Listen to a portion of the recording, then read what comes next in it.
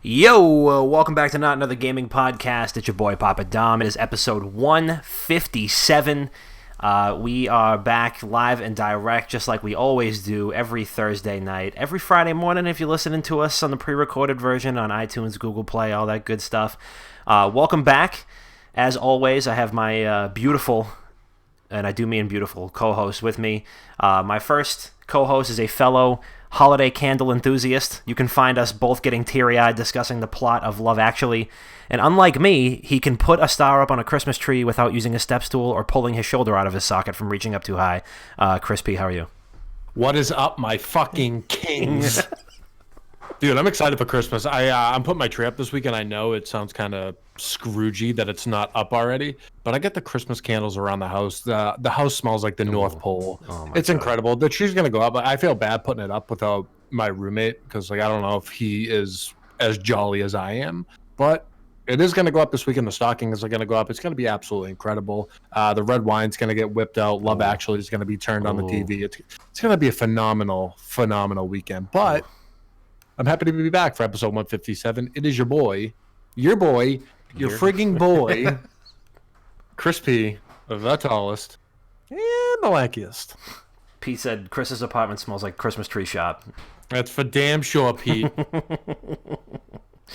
My next co-host, he may come off as a bit of a Scrooge sometimes, but we know that if there's one thing that's happened, it's that his heart is growing. We don't know how fast it's growing, but we'll get him up to 4 sizes. But he truly is a gift. And he does look absolutely exquisite in ugly holiday sweaters and will quickly flex right out of them at a moment's notice. Dr. Bob, how are you? Well, what's up, YouTube? We're going to be playing crossbow tag in the park today. Let's do it. Let's do it. Yeah, I'm Dr. Bob, paging Dr. Bob. I'm doing okay. I'm very excited for this week to be over because I got very little to do next week. Mm-hmm. Work-wise, and I'm just trying to get all of it out of the way, and once I'm done with most of it tomorrow, I'm fucking cruising. Love that. Bob, I feel like if you were something you got for Christmas, you'd be a stocking filled with coal.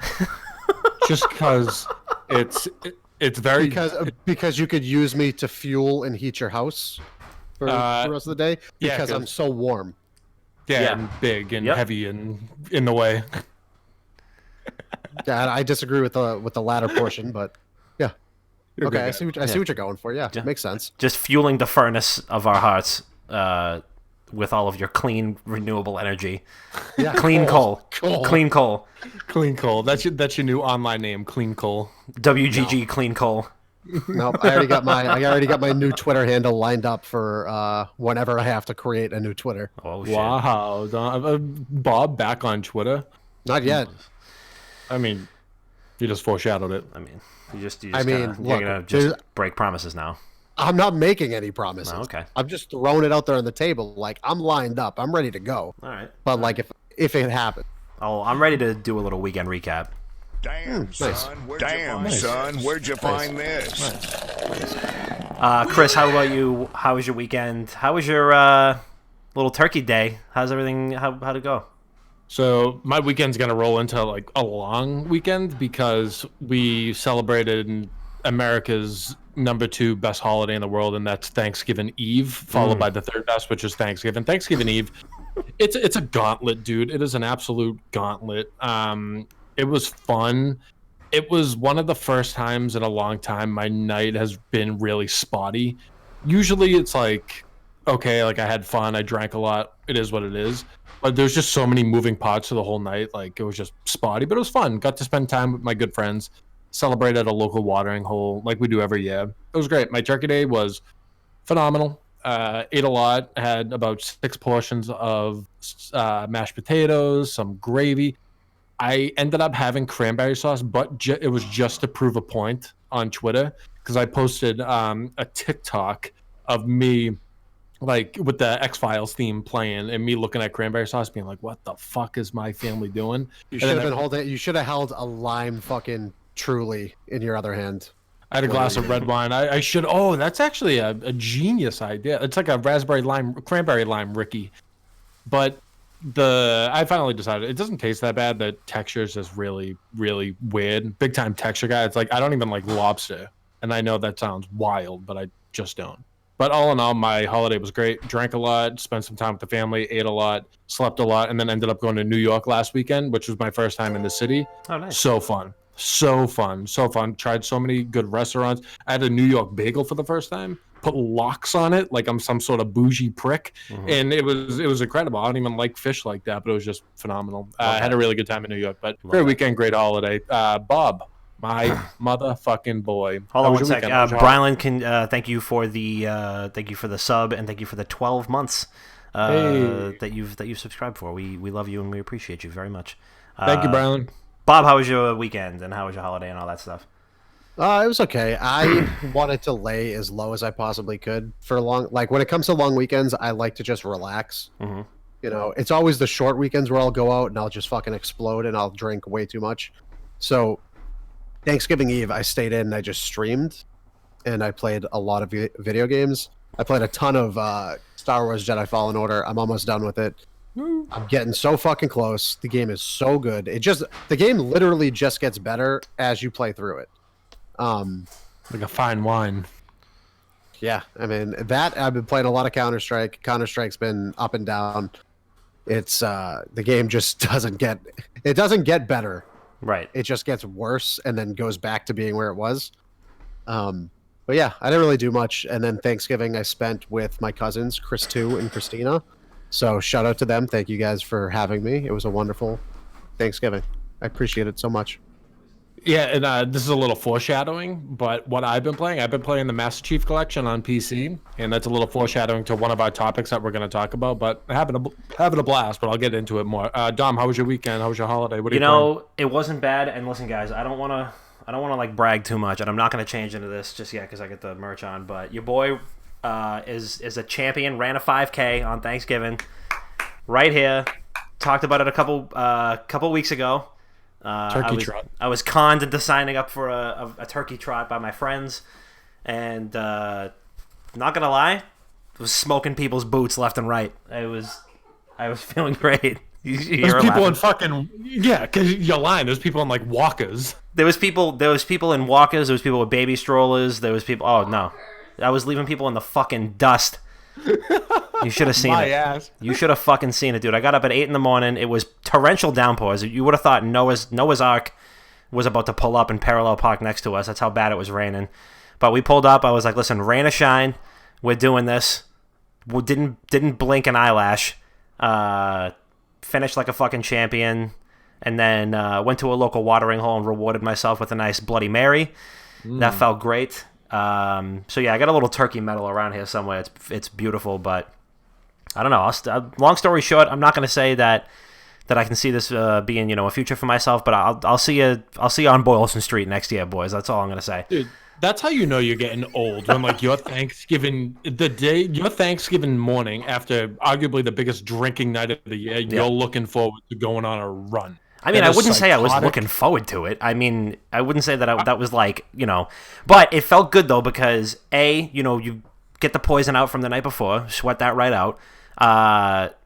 B, I started my morning, got the juices flowing nice and early, and then I felt like I earned my food. Like the food felt that much better. I feel like I haven't gotten a whole lot done like physically. Like I'm not exactly this isn't exactly like the ideal male form, right? But like you don't say. No, I mean, listen, I look like I feel like I look like Leonardo DiCaprio, but like in those like unflattering like beach pictures where like you can tell the dude hasn't had to like drop any weight for a movie in about 2 years, and he's just kind of like bent over with like a cig hanging off his lip. Like that's the kind of stage. That's the level of accessibility that I'm going for. I'd call myself approachable at best. No, you're definitely approachable. Yeah. I mean, but you can do it when you're in a position like myself. Maybe it's like an iron deficiency or just a workout deficiency as a whole.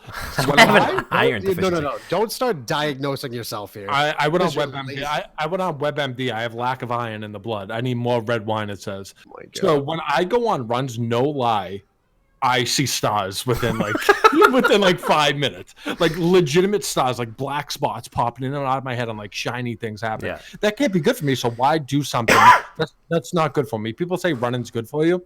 I say bullshit because I should never feel like that. It's not good for you. If you like, well, don't just start sprinting for the 111 bus. You know, I mean, you can kind of take it easy. That's what I've been doing. I've been like doing a little bit at a time.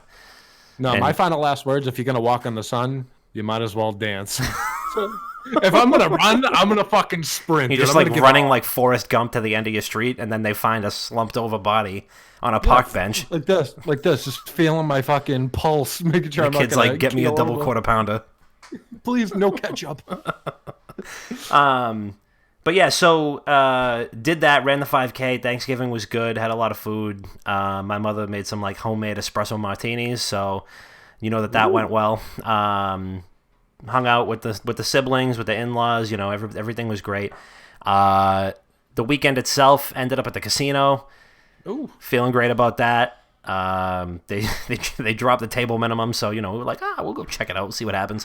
Went to a Christmas pop-up bar, got the Christmas tree. The entire house is just, I mean, it's Santa's workshop in here right now. There's literally like Christmas presents behind me and shit. So, yeah, just unbelievable. But been playing a lot of. I finished Jedi Fallen Order, which I am officially ready to call my game of the year. I've been saying it for like 3 weeks anyway, but like it's my game of the year. I mean, Jedi Fallen Order was fucking amazing. The story was great, and I don't know whose door I need to knock on to get a sequel greenlit already for this, or to get like some story DLC or something like that. But just it was just excellent. And so I downloaded Pokemon Shield as well. I've been playing that. That is also very, very good. Just like everything else in the year 2019, there's a lot of just unwarranted bitching left and right, and people just can't fucking enjoy video games, especially when they're like franchises that they should be able to enjoy. I don't know if it's completely unwarranted. I know it's incredibly overboard. There's like petitions. There's like petitions being like, President Trump, please block Game Freak from releasing this game. Those are the people I'm talking about. I agree that the whining, especially when it comes to like the consumer base in gaming, like with people who love franchises, I think that it's over bloated and people are just way too fucking loud about it. But like there is some warrant behind people complaining at Game Freak, because Game Freak literally lied to the player base where they said, oh yeah, we can't put more Pokemon in because we're rebuilding Pokemon models from the ground up, when in reality they didn't do that. They just copied models from previous games. They lied. They lied. At the end of the day, they lied to sure. And I mean, regardless of the way that they handled that situation, which was still bad, the game itself is still phenomenal. And I'm also I think it's still an insane undertaking to have like we got to be close to bumping up against 1,000 different models. You know, and I don't know, like, obviously, like, the National Dex is a staple in the game, but I would rather them keep innovating and creating new spaces and creating, like, new characters and stuff like that than have to, like, I would rather that stuff come first and have, like, the National Dex stuff come later, if it has to be that way. And if it has to be that way, that's fine. I mean, granted, do I want them to be completely transparent about it? Yes. Yes. For sure. Yeah. Just don't... Here's how you make everything so much better when you're releasing a game. Don't fucking lie about it. Yeah. No, I totally agree. I mean, I think that, like, the majority of it, though, is, like, just so overboard, and people are like, I'm boycotting this game because I can't get a Bulbasaur in it. But, honestly, I'm having a great time interacting with the new world that they've built. The new creatures are awesome, and there's a lot of great new characters, like the cities and stuff like that. Like, the setting that it's in is, like, super cool. So I would recommend checking it out if you're even, like, a little bit of a Pokemon fan. It's the first one on, like, the first, like, real mainline installment on a console, if you don't count, like, Pokemon Coliseum, which you shouldn't. And it's really, really good. And it's really, really good. So would recommend. It's very good. It's very charming, and it's almost got like some MMO aspects to it because there's like the whole wild area, like free roaming and stuff. It's really it's awesome. So should we be expecting a Pokemon Stadium 3 on the Switch at some point? This already is that. This like already is that. I mean, it's like this reminds me of like when I played Pokemon. I mean, the whole idea of like Pokemon Stadium was like you get to see your Pokemon in 3D. You get to plug in your Game Boy cartridge to the expansion thing, and then you can battle them. But, like, this is already that. Like, you already get to do that. I think it would be cool to have, like, there's nothing that they Sorry, there's nothing that they've done with Pokemon Stadium that they can't do with Sword and Shield. Ooh, You know what? Listen to this. Can Sword and Shield give me Pokemon Stadium 3? Yeah, Well, like the thing is that the gym battles are in huge stadiums. That's the idea. Is like Don't care. I want the title. I want the title Pokemon Stadium 3. That's it. I don't know how to help you.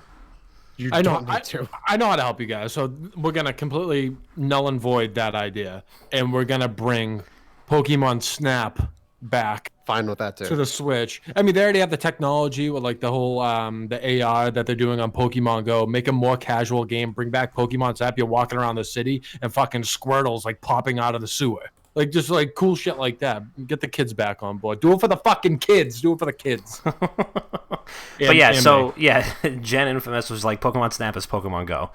I mean, and it's not. But we don't want that label. We don't want that label on it. We want Pokemon Snap 2. That's right. There was the game's good, so go play it. That's all I got for you. No, boycott it and wait for Pokemon Stadium 3. Don't do that. All right, so moving right along, just while we're talking about what games to buy and what games to not buy, we might as well just get right into it. Last year we did this on the show. We talked a little bit about just like gift giving recommendations. We've thrown out the word game of the year a few times in the last couple episodes. So we're going to be going through our 2019 holiday gift guide. And I'm not publishing anything. I'm not going to mail you anything, but I think we could talk about, go around and talk about, the best new things to get for a loved one. If you got somebody that you're buying games for, whether it's a significant other or a kid or, something like that, we want to kind of go down the list. So I've separated this into a couple categories. So one that I've got is like best new console. Like if you're getting somebody a big old gift and you're getting them a new console, like which console do you need this holiday? I haven't really looked at any of the bundles, but I think just considering the current state of the big three consoles, that should be relatively easy to suss out. Best like ongoing games. So like, hey, you get somebody who is frequently just basically always up in their room playing games during holidays. What's one that they can really sink their teeth into? A must-buy for your like hardcore gamers that for me that's probably Jedi Fallen Order. Best like casual game, and then maybe that's kind of the same, but like a casual family game, and then like a good co-op game. So, for me, I think that it's a no-brainer that I think the Switch is probably the best console that you can buy this holiday. If you know somebody who doesn't have one, it's got something for everybody. It's the most accessible. It's going to be the one that is the most. I think that you're going to get more value out of that right now than you are for a Xbox One or a PS4, since they're both going to get updated next year. Those are probably both in their twilight hours. There might be some great bundles. I would say a Switch is going to be what you want. That's going to sell. I mean, it's just going to sell stupid amounts this year anyway. They did just release a Switch Lite as well, which is a little bit better if you got maybe younger kids who want something with brighter colors, or maybe if you don't want them to hook it up to the TV. I would say a Nintendo Switch is going to be my like best new console that you should buy somebody. What do you guys think? Yeah, I have to agree. I know it's boring, but anyone buying an Xbox One or a PS4 right now, they're throwing their money away, regardless of who they're buying it for. Yeah, you can stay in that gen, but people have been waiting so long for the updated versions of those consoles. It's like buying a new iPhone, knowing a new one's coming out in 2 months or whatever it is. Yeah. It's really throwing it away. With the Switch, it's more, it appeals to multiple audiences, right? So you can buy it for a young kid. You could buy it for a significant other. They're going to find something on the Switch that they like. And we live in an age now where people are already playing mobile games, right? Like they're on break at work and they pull their phone out. They play Clash of Clans, Clash Royale, whatever the fuck they're playing. Hopefully not Angry Birds. But it's something that you can portably bring with you that like the working man or woman can appreciate, as well as a kid that is sitting in the back of the car for a long drive. I think it's the most bang for your buck you can get on a console right now, because what is it, like $300? Yeah, $299, and you could probably do even if it is Switch Lite's 200. Yeah, I mean 200. So call it 300 for the sake of the story, right? That is value on something that you're gonna be able to use for a longer time than something. Well, you'll be able to use it more than a console you have to literally just only use when you're home. Yeah, I would say if you wanted to go with a different console, and you went with like a PS4 or a Xbox One, get them Xbox Game Pass or get them whatever the PlayStation. What is it? PlayStation Now. PlayStation Now. Get them. Just get them an Xbox One with Xbox Game Pass because it's got a bajillion games on there, and it's like $100 for the year, and it'll get them online and a ton of free games. You literally don't even need to buy them a game. But yeah, I would go with a Switch. A Switch would be like my if you're a must-have console. You get some long car rides for the holidays. You know, whether there's somebody who commutes or stays at home, if it's a little kid or they're older, it's my favorite console that I've ever bought with my own money. So yeah, I couldn't agree with that more. And like you said, the whole Game Pass or something, that's something I'm going to get into in a different category, but that's a very, very good idea. Bob, what do you think? I mean, I think there's really no wrong answer to this. Like you guys said, the Switch has longevity on its side where this is going to be the Nintendo console for like X amount more years before they try to re-innovate and do something new. So clearly you're going to get your money's worth. But you also mentioned the fact that like Xbox now has Game Pass with hundreds of games already listed on there. It's bang for your buck, you know? You buy the console, you pay monthly, and then you have access to all of these games with new ones being released all the time.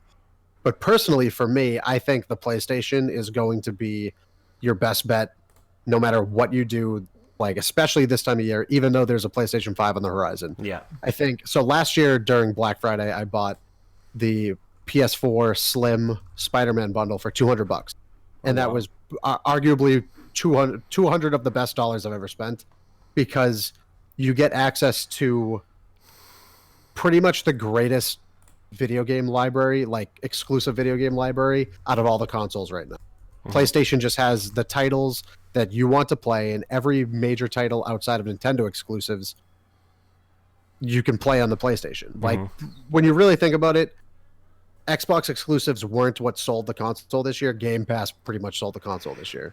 Yeah, I agree with that. It works for me.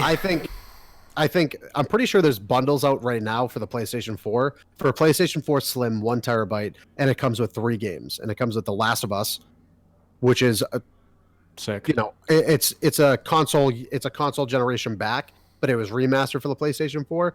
It comes with God of War, genuinely in my heart one of the greatest games ever created. And then I think it also comes with I can't remember the third game that it comes with. But regardless, if you're spending $200, you're getting, in its twilight hour, you're getting the best console to release this generation, and you're getting access to all of the best exclusive games in its library. I think you couldn't. Generally, you can't go wrong with any of these options because there's so much to go with from. But in my opinion, PlayStation was the best bet that I made last year. There's a reason why I bought.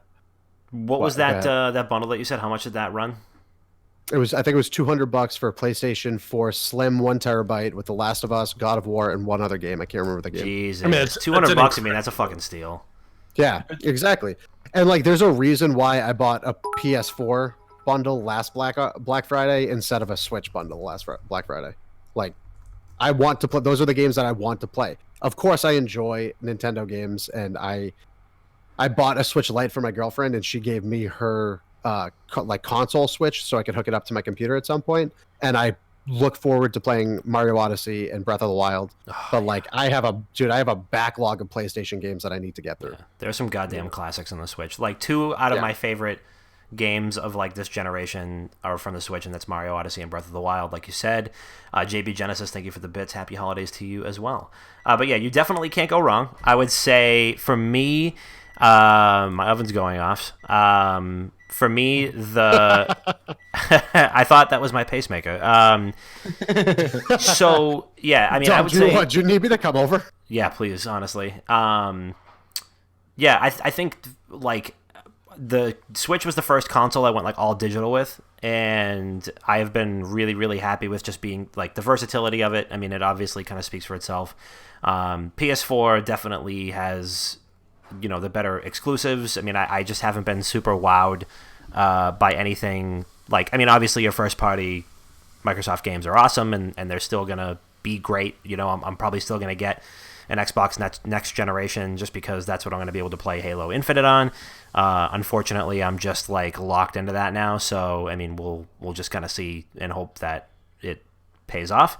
But yeah, I would say my console to get this year, no matter who you're buying it for. And I've had people say like, I want to get this for my boyfriend, I want to get this for my husband, I want to get this for my wife, I want to get this for my kid, I want to get this for my aunt. There's just something on there for everybody. PS4 might be a little less accessible, depending on who you're buying it for.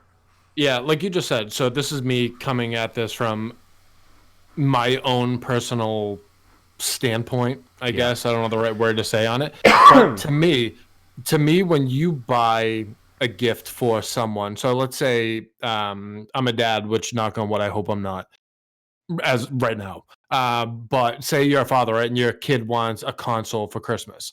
In their minds, as a little greedy fuck that they are, whatever you buy them this year, you have to one-up it next year, and so on and so forth. If you start entry-level with a Switch, you only have to go up incrementally. So, like, if you buy him a PS4, he's like, oh, they have no problem buying me a PS4. In your mind, that's $200. When the new console comes out, in that kid's mind, $600. He or she is like, oh, I can get the new console, too. Like, I already got one for Christmas. It's 5 times the price now, pal. Pick up that second job. So you gotta aim low this Christmas, and you gotta get all of your loved ones the Soulja Boy consoles. That's a great call. Great call. I mean, that's just relationships as a whole. Rob, it's actually called Soulja Boy Game Console. Yeah, it doesn't matter because I'm pretty sure he got sued into the fucking dirt. Oh, he got sued into oblivion. I mean, personally, if I don't have some Soulja Pods in my stocking, I am gonna be just livid. You mean the knockoff AirPods that you could buy from any Chinese website for $15? I believe I was very clear. I explicitly charging said $85 for. Yo, the Soulja iPhones are gas powered. But no, kind of just to end on the whole thing I was saying, like start small, build your way up. So is relationships, right? It's like taking a girl or a guy you're dating on the first date, and you take them to fucking Aruba. That means on the second date, you have to take them to Dubai. Start small, build your way up. Make them appreciate the little things, gift-wise, we're talking about at this point. But let's move on to the next gift, huh? TP Poker goes, or just buy them a PS4 and get them Anthem. They'll never want to play video games again.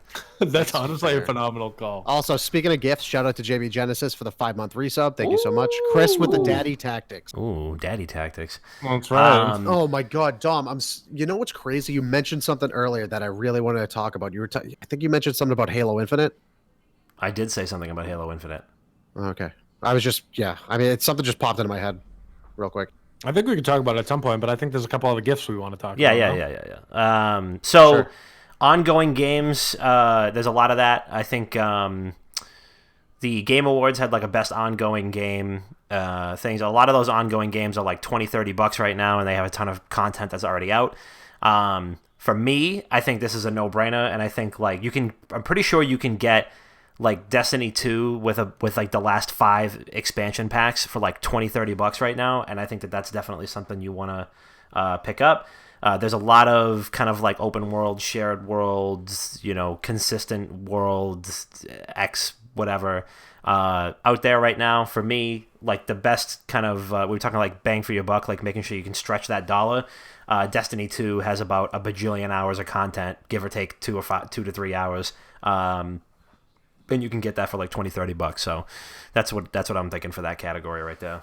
Yeah, so I'm a firm believer in if you don't pay for something right off the bat, it's pretty much free. If you have to pay it in installments, you never bought it. So if you buy this person a subscription-based gaming subscription service like Xbox Game Pass or something like that, it looks like you bought all these games, right? Like maybe you have a naive kid and they don't know what Xbox Game Pass is, and you go, listen, little Bobby, I bought you hundreds of games, and in your heart, you just paid $1. because Xbox Game Pass is free for is $1 for 3 months. Right. You just paid $1 for a shit ton of games for the kid. Granted, he or she has to have the console already. Can you stop manipulating your fucking children in these hypotheticals, Chris? Dude, I am practicing. What's that quote you said the other podcast time? You're like, my goal is to create people and then rule them.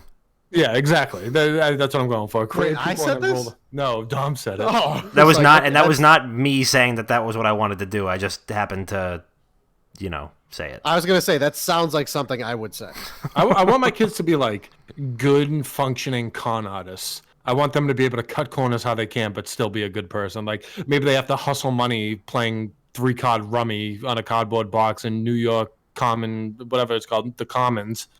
But like, make your money, be a con man, con woman. Completely cool with it. I'm gonna have to go with a subscription-based gaming service, preferably Xbox Game Pass. Good answer.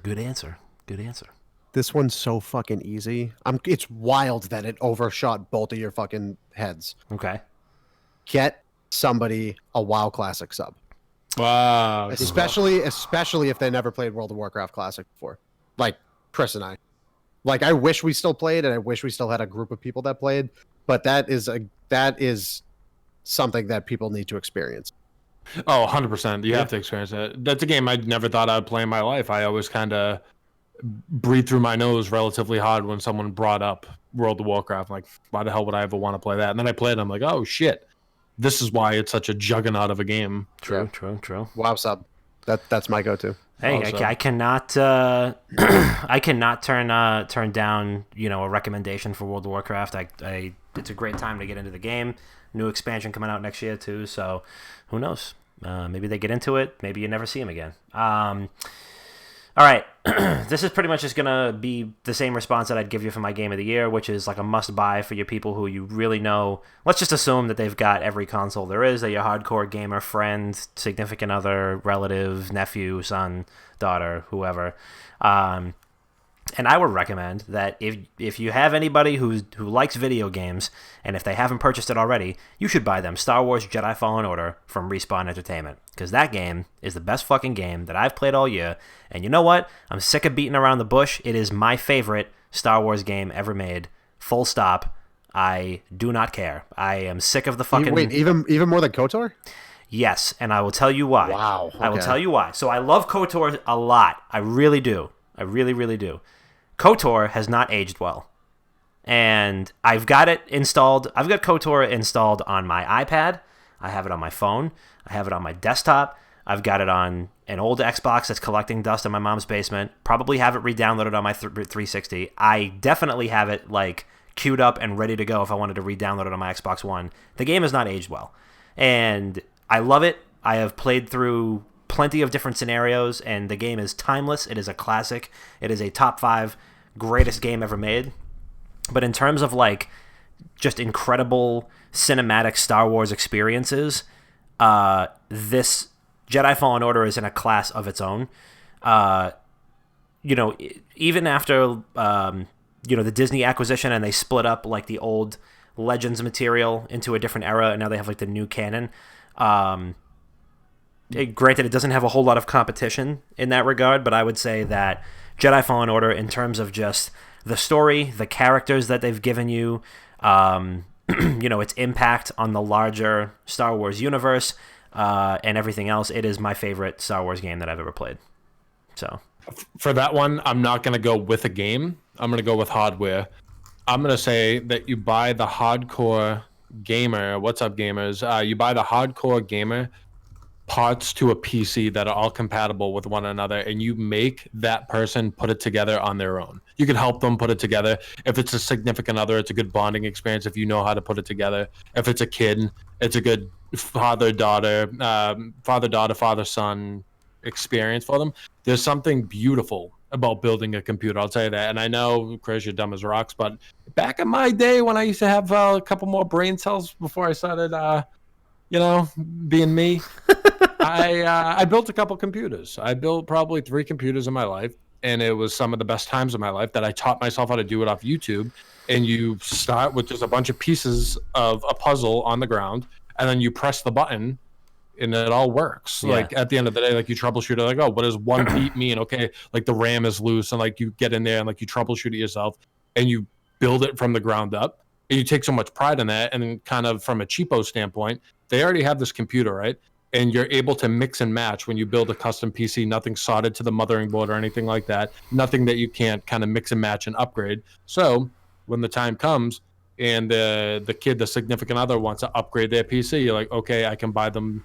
I can upgrade their RAM for them. I can upgrade their power supply. I can upgrade their processor, get them a new graphics card. Like you're able to pretty much set yourself up to buy them more gifts. When you build like even peripherals too, you can buy the keyboards, mice, webcams, lights. In this age now where people are taking video games a little more serious, you cannot go wrong with the PC. Maybe I'm biased because I've played on PC, but I think that is an incredible gift to be able to let someone build it from the ground up and kind of build it over time. Mm-hmm. So asking from somebody, from the one of the three of us who does not own like a gaming PC, because I mean, you figure a parent might spend anywhere from $200 to $500, maybe $600 on their kid. Kind of, obviously that varies. How much do you think it would cost, like ballpark, if I were to say, let's get like a mid-range serviceable gaming PC that we could like build out? We put 1,000 presents under the tree, and they're all PC components. What do you think that could run range wise? So are you going ground up where it's like the actual tower plus monitors and shit like that? Yeah, I mean everything you need. Everything you need, like full stop. It's gonna be like $1,300. Yeah, that's a perfect call. I was gonna say 1,200, yeah. But 1,300, and then even from there, Dom, the thing is like that $1,300 computer, you can soup it up so it turns into a $2,300 computer. Like you could continually upgrade it. Granted, they keep coming out with like a power supply that can support everything you're doing on the inside of it. You could continually build that over time. So call it $1,200, $1,300. Now is not a bad time to build a computer anyway. I mean, with the recent release of like the RTX series for like the 20 series in graphics cards, those are the ones that cost $1,000 or $800 or $700. If you want to like mid-spec a computer, you could get a last gen 1070 or 1080 for like, I think a 1070 is like $250 and a 1080 is like $300, $350. Or you can get the mid-range, like the middle generation for the 1670 or 1680 series, and those are like $100 more, I think, depending on which one you get. And then there's also processors that get released every fucking 6 months at this point. You don't need to get, if you want to get all of the latest shit, it's going to be like $3,000.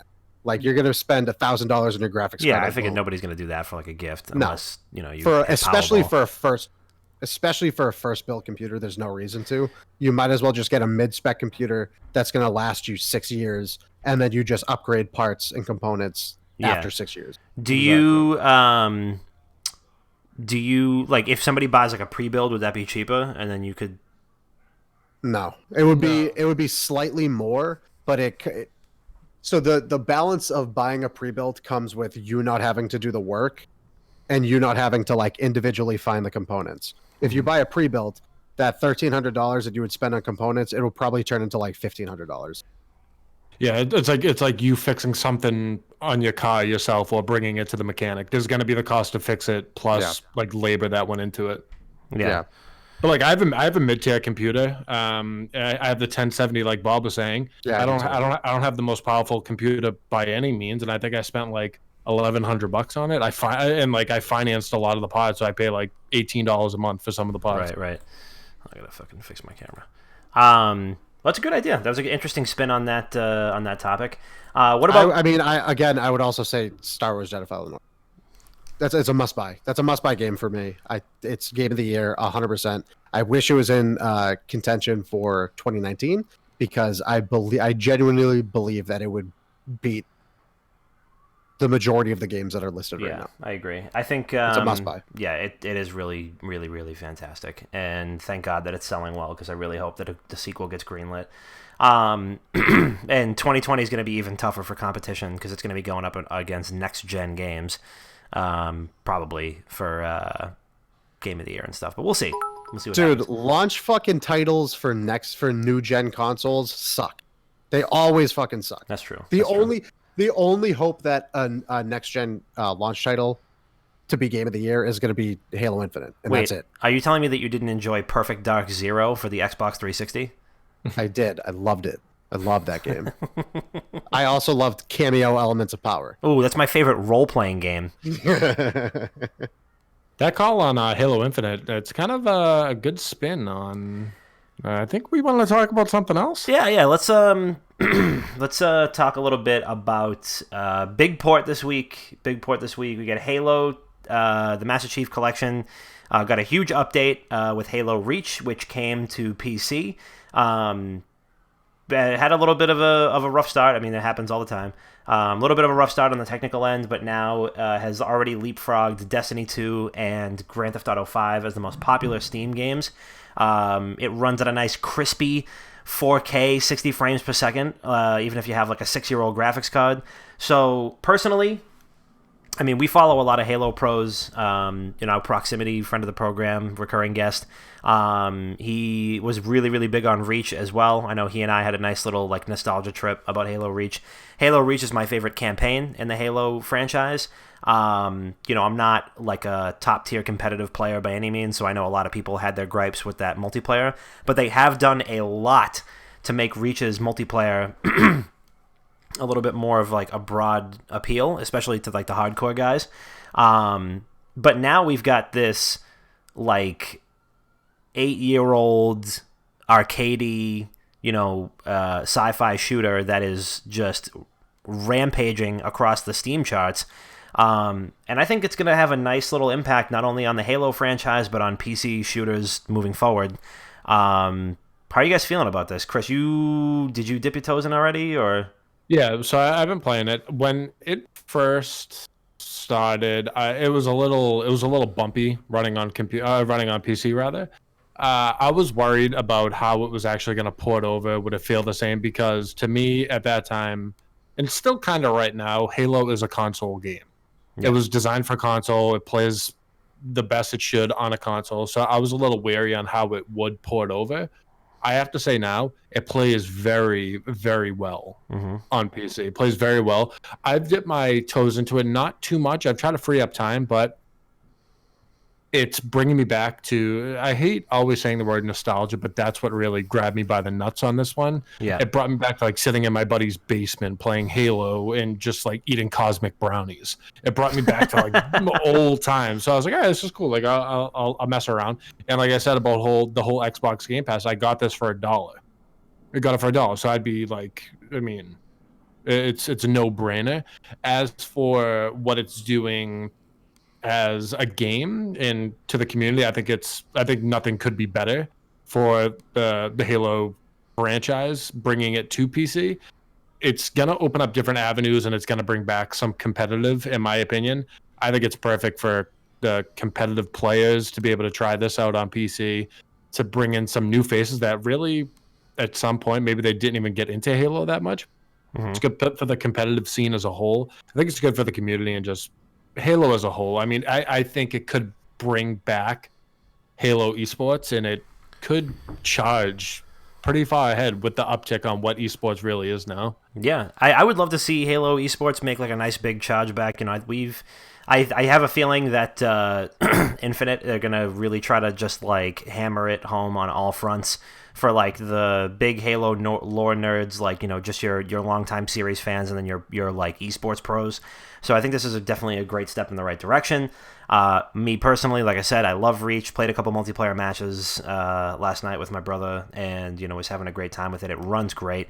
Coincidentally, I still have like the collector's edition of Reach in my house, and I went looking for it back when they announced that it was coming to MCC. I was like, oh, I've still got it for 360 in like the collector's case. And sure enough, the game was still in there, so I popped it in and installed it, and I was like, damn, this fucking runs like shit. And now that they upscaled it and it runs at 60 frames per second, I mean, it's buttery smooth. For the hardcore modes, they've completely eliminated Bloom, which I know is the biggest criticism for the multiplayer in that game. They had this huge teardown. I posted an article about it on wickedgoodgaming.com, but they had this huge teardown about all the different technical changes that they're making, and for the pro people, they were like, hey, you guys didn't like this, so we just fucking took it out. and which is great. So it's still there in the casual modes, but in the hardcore modes, my understanding is that Bloom is no longer a thing. Matty D is like the foremost Halo Reach hater that I know, and his Bloom is like always like his famous last words with that. So he'll be happy to know that Bloom does not exist in the hardcore modes. Bob, do you have any impressions on Halo and any thoughts on kind of just like where it's going to go? Yeah, I mean, to start, I don't think Matt's going to be happy with anything. So that's probably true. That is probably true. I mean, I'm indifferent, honestly. Like, I haven't really looked forward to a console game being ported to PC in a while. I tried Gears 5 on PC, and it felt so bad that I had to refund it. I played 2. And 1, it was poorly optimized, and 2, it just felt bad to play with mouse and keyboard. So I refunded it.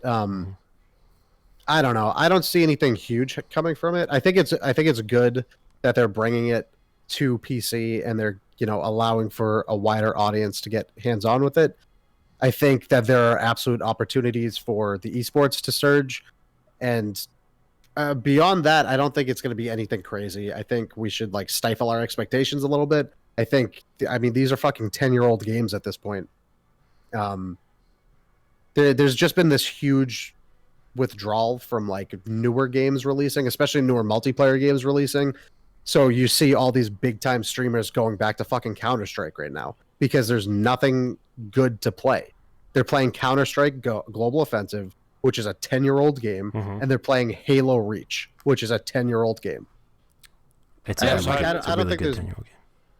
Yeah, right. Dom said he was holding back tears when he opened up Halo I did, dude. I fucking did. I was holding back tears. What I anticipate coming from this is I think if MCC does well on PC, I think it kicks like Bethesda in the ass to make Quake good again. Ooh. This is what I anticipate. I think that if they're gonna make like, did you have your tinfoil hat on when we started the podcast? Because that sounds pretty. Hold on, let me put the tinfoil hat on. Let me get. I wasn't ready. I almost just pulled something. If the Master Chief Collection performs well on PC, which I anticipate it probably will, I also there's another game coming out that's a Quake clone called Diabolical, which is supposed to be really good, or supposed to be really good when it releases. I think that these arcade shooters are gonna force Bethesda's hand to make Quake a good competitive game again. Because Quake Champions is essentially a dead game. Like, I had so much fun playing that. I have friends that still play it to this day. They play it. Tone plays Quake Champions every fucking day. Like, I think Bethesda did the Quake community dirty with Quake Champions, and I think that they owe it to competitive gaming, competitive first-person gaming in general, by making a good Quake game. And I think that this could be the start of that. I think this could be the catalyst that it forces Bethesda's hand to bring Quake back. And I hope that they do, because I would love to play a Quake game that isn't Quake Champions, and I never played the ones before it because it was before my time. So I would love to actually get hands-on with Quake when it's relevant, because even when we played Quake Champions at PAX that year, it was fun, but that wasn't really when we were in the heart of the whole thing. No, I don't know. I think it has potential to move the dial on esports in the Halo space, because they even tried it out with Splitgate, that game that randomly popped up that was the mix of Halo and Portal. They tried doing like Twitch rivals and shit like that on that game, and it died out really quick. I guarantee if they it's too slow. Hold on. Let me just chime in real quick. It's because games like Halo and Splitgate are too slow for PC gaming. Like, if you're gonna play a slow shooter, you're playing Counter-Strike. If you're gonna play a competitive first-person shooter on PC, it has to be fast. It needs to be twitchy. It needs to draw the attention of viewers, which is why Apex is such a fucking was and is still such a huge deal. It's why Fortnite's such a huge deal. People don't play PUBG anymore because that game's slow as fucking molasses. And there's so much opportunity for a Quake competitive game to be released to just take the spotlight on Twitch as a competitive shooter. Yeah, I guess when you say it like that, this might sound ignorant of me to say, but I would never really catch myself pulling up a Halo Master Chief Collection competitive game. See, I feel that's where we differ, though, because that's actually probably would be one of the only shooters that I would feel like compelled and interested to watch, because I know the maps, like the same way you guys know CS:GO maps and weapons and shit like that. Like I know all that shit about Halo, so that's for me. Like I think for like the old heads who are still, you know, maybe haven't been as ingrained in like the esports scene. Like for me, like if Halo were to get as big as like CDL or even Overwatch League, which probably wouldn't happen. But if like the Halo, what the fuck is the major Halo? What is Halo? The Halo major called? See, I don't even know. But Halo has like a major league, and if that were to get that big, I mean, I would love to see that. You know, I would love to see that. Like really pop off. So you mentioned that the old heads want to watch competitive Halo, while the even older heads want to watch competitive Quake. Yeah, I mean, what's an interesting esport to watch? It's all subjective. It's like saying, hey, you enjoy watching football, so you're gonna love watching baseball. No, like you like what you like, you enjoy what you enjoy. You grew up in different times where you're not going to watch a game that you don't know what the fuck is going on if there's nothing in you that makes you want to learn about that game. Mm-hmm. The only thing that makes esports, like an esport you don't know, interesting and actually entertaining to watch if you don't know the game, is the atmosphere behind it. You're not going to get that type of atmosphere behind a computer screen if you don't know the game. If you're at DreamHack, if you're at PAX, or wherever you are, some tournament, you're at the CDL, and you don't know Call of Duty, you don't know Counter-Strike, but everyone's going wild, you can still feed into like the vibe of like everyone around you, even if you don't know what's going on. Granted, you might not enjoy it as much as someone who lives, breathes, dies by the game, but you could have fun doing that. I don't think you're able to get that electricity behind a computer screen, and I don't see them doing really in-person big tournaments for Halo anymore. Mm-hmm. I mean, I am not ready to pronounce it completely dead. I think I really do think that this is a really big step. You know, Halo, like MCC was on like the top charts for Mixer and Twitch when it launched, and I'm sure that, or when it launched on PC, and I'm sure that momentum is hopefully going to keep going. Hopefully, it's not just like going to fizzle out and like the hype keeps rolling. But I guess we'll see. You know, Halo Infinite is definitely going to be a huge indicator of the future of that franchise, and I know that Microsoft has a ton of chips on it, and to be honest, so do I. So we'll see what happens. But final topic, because we're kind of like wrapping up this episode, and this is a big one. This is one that's near and dear to the whole internet's hearts. This is something that I have not seen the world unite around a cause. And I have not seen the entire world cry out in celebration at once since like the soldiers came home from World War II. I am of the mind that there could very well be another baby boom on the way after Avalanche of the mob of 100 Thieves has finally been verified on Twitter. And this young man, this guy, who, I mean, the dude tweets his ass off.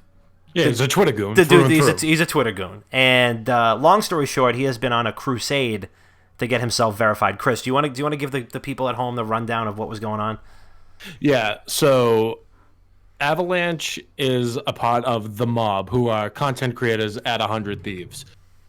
Through and through, Avalanche, Mako, Frosty, and Classified, those are the members of the mob. They are legitimate Twitter goons. The funniest people you will ever find on Twitter, and I cry laughing looking at their stuff. And I'm a big Twitter guy, and they're some of my favorites.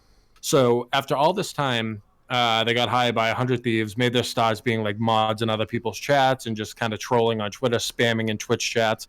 Nadeshot gave them the opportunity to work at 100 Thieves as content creators. So them being there for a little bit, they just kept pleading and asking, can you get us verified, please? Like, that's all we want. We just want the blue check mark. They're just younger guys. They're funny. Like, they make content out of it. It's awesome. So Nadeshot gave them the opportunity to finally get verified. He goes, if you guys go dark on social media, you don't touch social media, and like they made them like in the video they had out there, they had to put their cell phones in this like plastic treasure chest and lock in, throw the key away. They couldn't go on social media for 24 hours. And I know it sounds like, oh, like no big deal, 24 hours, like it is what it is. These kids are addicted to it, like legitimately addicted to it. So they all made it through, but Mr. Avalanche forgot that he had a scheduled tweet for around midnight Eastern time, and which is roughly 2.5 hours, 3 hours before he would have completed his 24 hours. So he woke up in the morning seeing that his scheduled tweet went off and ruined his 24 hours. So his 3 other members of the mob got verified and he didn't. So the whole day went on, really upset. And Nate Shot gave him one last opportunity. He goes, if you can get a hashtag verify Avalanche trending #1 in the United States, I'll get you verified. And within 36 minutes, everyone on the internet streets came together. And within 36 minutes, hashtag free Avalanche was trending #1 in the United States. Unbelievable. Getting tweeted, getting hashtagged by the Colorado Avalanche. We're talking pro esports organizations. We're talking professional athletes. Everyone you can imagine, like YouTube content creators with millions and millions of followers, they literally all came together for such a small cause. But they're like, this is our community. Let's put on for the kid. And then after that 36 minutes, when they realized it was #1, a little later, after like 20,000 tweets, it ended up going #1 in the world. Yeah. That's a little rundown on thing. It's an absolute beautiful thing to see people on the internet, because not for nothing, the internet spews some negative bullshit. And for a little good to come out of it, like to brighten up a 21, 22-year-old, however old the kid is, to brighten up his day, get him that blue check mark that he's been working decades for. I love it. I absolutely love it. What do you guys think about the whole thing? I mean, being on like kind of I feel like I'm kind of on the outside looking in, just not being as familiar with like everything that the mob's done. I mean, I follow a couple of them, and again, just like you had said, and I said this earlier, like the mob just kind of like make me feel good about being just like being a guy on the internet, just being somebody being a human being on the internet, and also just being like somebody who's involved with games, because they're fun. You know what I mean? Mm-hmm. Like, it's not like about like toxicity and negativity. Like they're here to like have some laughs, have a good time, support their boys. Nade Shot was cool enough to take a couple kids who really loved his shit and were his mods and basically give them the life, essentially. Yeah. And then people love them, and there's a reason why. They're magnetic, they're electric, they're funny, they're positive. Like, it makes me feel good that it's not, out of all the, people like YouTubers or like Twitter content creators, streamers, whatever, who thrive off of negativity and just kind of really just aren't doing a whole lot of good. These kids are really just like, it's like pleasant to a breath of fresh air. It like makes me happy. Like I've never been so happy. I haven't been this happy for a stranger in a very long time. And it just makes me feel good to know that all this kid wanted was a blue check, and the next thing you know, there's 37,000 tweets and the entire fucking world's rallying around him. And you know what? He deserves it. So with great power comes great responsibility, though. So don't let it go to waste. Dude, there's going to be some gold coming out of that crew with blue check marks now. But enjoy the blue check marks, boys. You guys you guys are absolutely hilarious. Hope the future is very bright for you guys. Thanks for shining a bright light on the gaming community and making things light and fun. Mm-hmm. Really love that. Bro, you got any thoughts? I mean, not really. It's pretty much just more of what you guys already said. Like, there are a handful of people on the internet that don't make the internet suck. And exactly. I mean, there just needs to be more of that. So if you're going to reward people that are, promoting positivity and just genuine, like, good times, please do more of that. Yep. Please give more positive people on the internet blue check marks if that's going to be the catalyst to create more of that, instead of the frothing fucking people foaming at the mouth, just writing behind anonymous keyboards and monitors all of the negative shit that they can. Good on them for not being assholes. It's rare these days. Yeah. So, yeah. They deserve it. Absolutely. Ride with the mob. Yeah, that's all I got on that. Enjoy the blue check marks, boys. Absolutely. All right. Well, we're coming right up against it. Let's land this train, boys. Bubba goes, let's get hashtag Bob's Miserable trending. Oh my god, that'll go fucking wild. I'm not even that miserable. Oh my god, whatever, guys. Shut up, Scrooge. Whatever. Fuck you. You're getting fucking coal for Christmas too. All right, Eeyore. Hashtag Bob's horny. Oh my god. Calling the horny police, Bob. No, don't. They'll fucking kick my door down. Ladies and gentlemen, we got him. We got him. All right, Chris, who do you got? I want to shout out a 5-star review that we got on iTunes. Oh, It is from Sigma Toss. The title is "Rest in Peace, Just Okay." It says, "I found out about you lovely boys about a year ago through Just Okay, and I've been hooked ever since. It breaks my heart to know that we will never hear another episode of them, but because of them, I found you guys, and I'm so grateful for that. I can't wait every week to hear what you guys have been up to. I am an Uber driver, and your show helps my day fly by. I've only been a fan for a year, but I'm nearly caught up. Much love to you guys, and here's to another 3 great years. Cheers, Dustin. P.S. Zoltan Bob is the best," which... Gang. I don't want to say it, but I don't want to cut it out on him. But Dustin, thank you so much for the kind words, brother. We honestly, we appreciate it more than we can say. And anyone else that wants your review, shout it out. Just leave a 5-star review on iTunes, and we'll read it. We'll read whatever you say as long as it doesn't get us TOS'd. That's right.